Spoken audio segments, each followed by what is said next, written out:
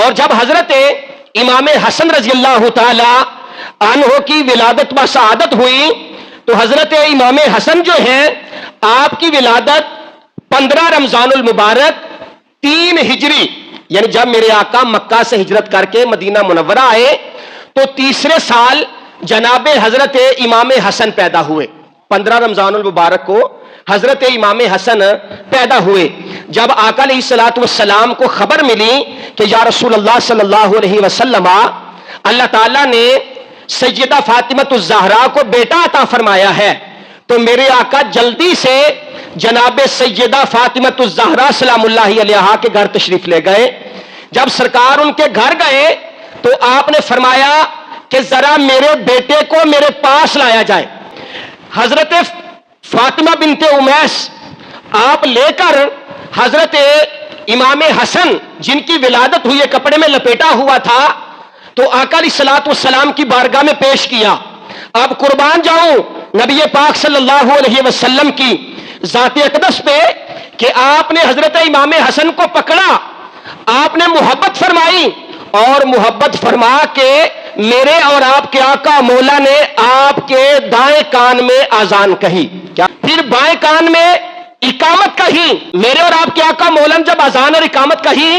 اب یہاں پہ ایک مسئلہ سماعت فرما لے کہ حضرت محمد مصطفیٰ صلی اللہ علیہ وسلم سرکار نے جامع ترمذی میں موجود ہے کہ سرکار نے اذان سکھائی ضرور ہے لیکن میرے آقا نے اذان پڑھی نہیں. اگر آپ نے مسئلہ نیا سنا ہے تو اس کو غور سے سماعت فرمائیں, اگر پہلے بھی سن رکھا ہے تو اللہ تعالیٰ مزید ایمان میں اضافہ فرمائے.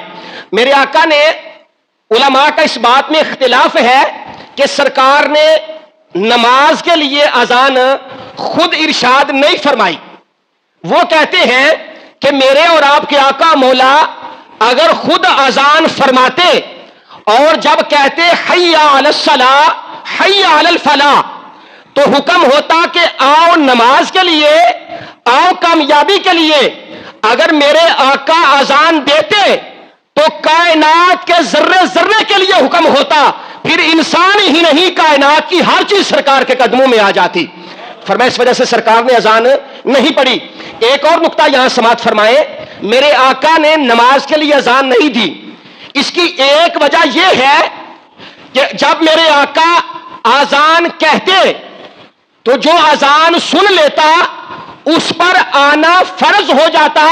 تو میرے آقا نے اس لیے اذان نہیں کہی کہ گھر میں عورتیں بھی موجود ہیں, بچے بھی موجود ہیں, اور جو سرکار کے کہنے پہ نماز کے لیے نہ آیا وہ دائرہ اسلام سے خارج ہو جائے گا. تو جو کہتے سرکار نے اذان پڑھی ہے وہ کہتے ہیں آقا علیہ الصلوۃ والسلام نے اذان سکھائی تو ہے نا, اس لیے آپ نے پڑھ دی ہے. اب جو اصل مسئلہ ہے وہ یہ ہے کہ آقا علیہ الصلوۃ والسلام نے حضرت امام حسن رضی اللہ تعالی عنہ کے دائیں کان میں اذان دی, پھر بائیں کان میں اقامت کہی, اور آقا علیہ الصلوۃ والسلام نے حضرت امام حسن کو گھٹی بھی خود عطا فرمائی. اب کوئی کسی کو گھٹی دیتا ہے اور ہر بندہ کسی معزز شخص سے اپنے بیٹے کو یہ گھٹی دلواتا ہے, کوئی کسی چیز سے گھٹی دیتا ہے, کوئی کسی چیز سے گھٹی دیتا ہے. قربان جاؤ حضرت امام حسن کے مقدر پر کہ میرے آقا نے گھٹی بھی عطا فرمائی تو اپنے لعاب دہن سے اور اپنی زبان مبارک سے سرکار نے گھٹی عطا فرمائی. آپ کو فرماتے ہیں کہ ہم نے دیکھا کہ حضرت امام حسن رضی اللہ تعالیٰ عنہ کو سرکار نے اپنی جھولی میں لیا اور سرکار کھجور چبا رہے تھے. ہم نے دیکھا کہ لوگ اپنی انگلی کے ساتھ بچے کو گھٹی دیتے ہیں. حضرت فاطمہ بنت امیس کہتی ہیں میں نے دیکھا کہ آقا علیہ الصلوۃ والسلام نے اپنا منہ مبارک جناب حسن کے قریب کیا اور حضرت امام حسن کا منہ اپنے قریب کیا. کہتی ہے میں نے دیکھا کہ سرکار نے اپنی زبان جو ہے وہ حضرت امام حسن کے منہ میں رکھ دی ہے. اب یہ لعاب دہن اور یہ زبان مبارک حضرت محمد مصطفیٰ صلی اللہ علیہ وسلم کی, میرے آقا کی زبان مبارک اتنا بڑا معجزہ کہ میرے آقا یہ لعاب دہن کھاری کنواں میں ڈالے تو کھاری کنواں قیامت تک کے لیے میٹھا ہو جاتا ہے.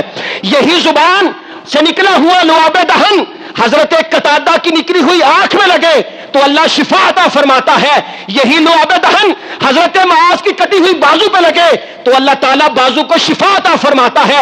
سرکار کا لعاب دہن حضرت علی شیر خدا کی آنکھوں میں جائے تو اللہ شفا بھی عطا فرماتا ہے اور خیبر کی فتح بھی عطا فرماتا ہے. اور یہ زبان جب سرکار کوئی بات کہہ دے تو وہ بات ہو کے رہتی ہے. یہ تو کن کی کنجی ہے. میری آقا کی زبان سے جو بھی نکلتا ہے اللہ کر کے فرما دیتا ہے. سرکار نے اپنی زبان مبارک حضرت امام حسن رضی اللہ تعالی عنہ کے منہ مبارک میں رکھ دی اور حضرت امام حسن آپ کی زبان کو چوستے رہے. یعنی پتا چلا کہ اذان بھی سرکار نے دی, اقامت بھی سرکار نے کہی اور گھٹی بھی سرکار نے خود عطا فرمائی. اب جب آپ کی جھولی میں تھے امام حسن تو آپ نے جناب علی شیر خدا کو بلایا اور بلا کے پوچھا کہ علی اس کا کیا نام رکھا ہے. تو حضرت علی شیر خدا چونکہ جنگجو تھے, بہادر تھے, جنگوں کے اندر کفار کے مقابلے میں لڑا کرتے تھے. دو روایتیں یہاں موجود ہیں. ایک روایت تو یہ ہے کہ جناب علی شیر خدا نے ہاتھ باندھ کے عرض کیا کہ یا رسول اللہ صلی اللہ علیہ وسلم علی کی کیا مجال کہ آپ سے سبقت لے جائے, جو آپ کا حکم ہوگا وہی آپ کے بیٹے کا نام ہوگا. اور دوسرا یہاں پہ قول محدثین نے یہ لکھا ہے کہ جب حضرت علی سے پوچھا گیا کہ علی اس کا کیا نام رکھا ہے تو حضرت علی نے کہا جناب نام تو آپ نے ہی رکھنا ہے, البتہ میرا دل کرتا ہے کہ میں اپنے بیٹے کا نام حرب رکھوں.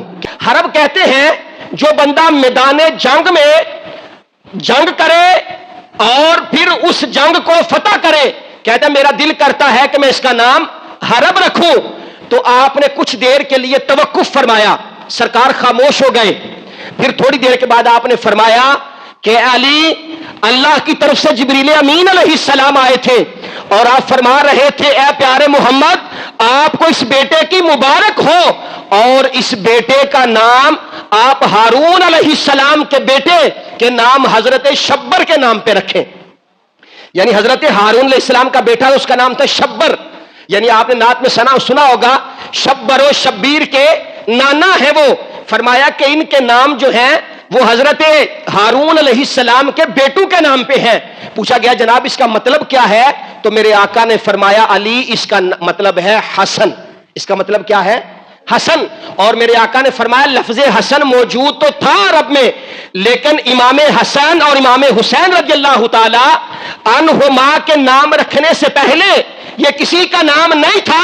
فرمایا یہ اللہ تعالیٰ نے جنت سے نام بھیجا ہے. اللہ کیوں نہ بھیجتا جن کے نام بھی جنت سے آتے ہیں, جن کے جوڑے بھی جنت سے آتے ہیں اور وہ جنتی نوجوانوں کے سردار بھی ہیں. اللہ اکبر یا رسول اللہ یا علی زندہ باد. میرے بھائیوں آقا علیہ الصلوۃ والسلام نے نام رکھا حسن. کیا نام رکھا جی؟ حسن. اور فرمایا کہ یہ جنتی نام ہے. پھر آقا علیہ الصلوۃ والسلام نے 7 دن کی عمر میں, کتنے دن میں؟ 7 دن کے بعد حضرت امام حسن کے بال بھی اتروائے, جسے ہم پنجابی میں چنڈ کہتے ہیں, بال بھی اتروائے اور جتنے بال اترے ان بالوں کا وزن کر کے اتنی چاندی جو ہے وہ بھی صدقہ کی گئی. اور دوسرا میرے اور آپ کے آقا مولا نے امام حسن اور امام حسین رضی اللہ تعالی عنہما دونوں بیٹوں کا عقیقہ جو ہے 7 دن کی عمر میں آقا علیہ الصلوۃ والسلام نے خود فرمایا ہے. عقیقہ سرکار نے دونوں بیٹوں کا خود فرمایا ہے.